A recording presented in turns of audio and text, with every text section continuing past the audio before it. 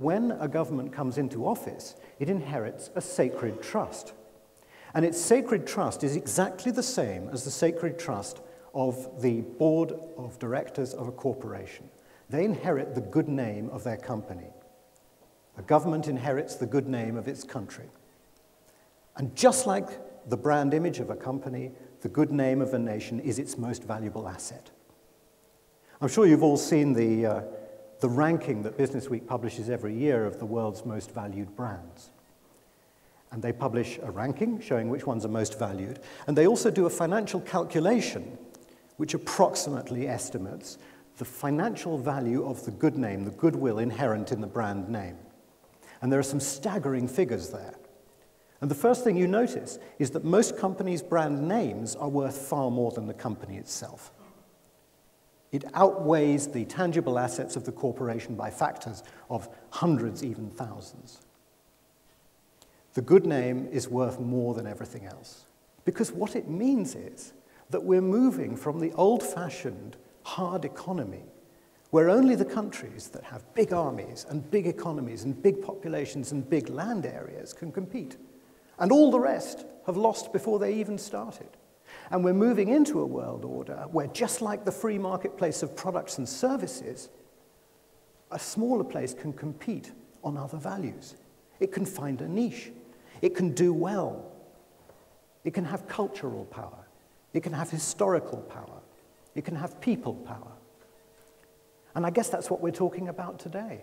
Ireland has already proved the truth of that observation, that this is a country that can't very easily, even if it wanted to, smash other countries over the head with economic or military or political power. But it can have profile, and it can have influence. The countries that have a good, powerful, positive, up-to-date reputation find everything is easy and everything is cheap. They deny it, but compared to the countries with a bad reputation, it's really the case. Somewhere like Sweden, everything is so easy for the Swedes because everybody loves Sweden. It's like working for a great company and having their logo on your business card. As soon as people meet you and they know where you're from, they immediately make all kinds of fantastically valuable, positive assumptions about your abilities and your knowledge and your competence and your integrity, and so on and so on and so on. And if you're unlucky enough to come from a country with a bad or negative or weak reputation, everything's expensive and everything's uphill. It's almost as if the citizens of countries with poor or weak reputations have to pay more taxes. Quite literally, they do. Because to promote tourism in that country costs more money. You're arguing against a strong cliche. To export products from that country costs more money because you're having to lie or disguise your country of origin. One of the things that I detest about the idea of nation branding is that it makes it look too easy.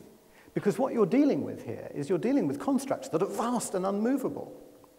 And there really is only one instrument available to any country that is big enough, as they say in Norfolk, where I live, that's man enough to achieve that kind of momentum on a global scale. And that's the population itself.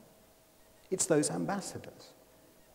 And we all know that the secret of Ireland's success, its extraordinary economic revival, reversal, whatever it was in the end down to the population. We know that foreign direct investment decisions in the end are about human capital. Talk to any investor. They're interested in the people. And we know that the Irish have a remarkable and rare talent. What is their talent?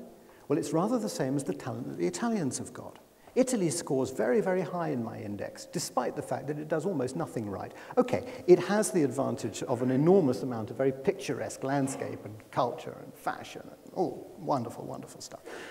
But it also has the enormous advantage of a population that's just damn good at being Italian. And they do it beautifully wherever they go. They forget all their petty regional dialects wherever they go.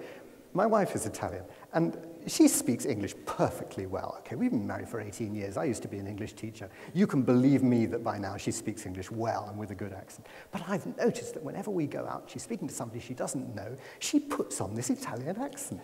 She doesn't even realize she's doing it, but she is programmed because of the benign nationalism that she feels inside her towards her country to do the ambassador bit. And of course, people just love it. They fall for it. The Brits particularly, they are so victims when it comes to the Italian act. The Irish are also bloody good at being Irish. And the enormous asset that's there is not simply the fact that the Irish are good at being Irish, but that being Irish is a thing that exists. You can do an Irish person. There are not a great many countries on earth where it is possible to do that thing. Most countries would claim that there is, but they're not universally recognized or distinctive in the way that being an Irish person is. Most people in most countries, if pressed, could rhapsodize for 20 minutes on what the qualities of the Irish are. And it would be extraordinarily consistent around the world. That is an asset of extraordinary power and value. And one of the reasons why this whole idea is so exciting is because it's a country for the first time recognizing this and figuring out how to leverage it, to stop it being blunt and make it be pointy, to stop it being useless and make it useful, to set it to work for the benefit of the population to whom it belongs by divine right.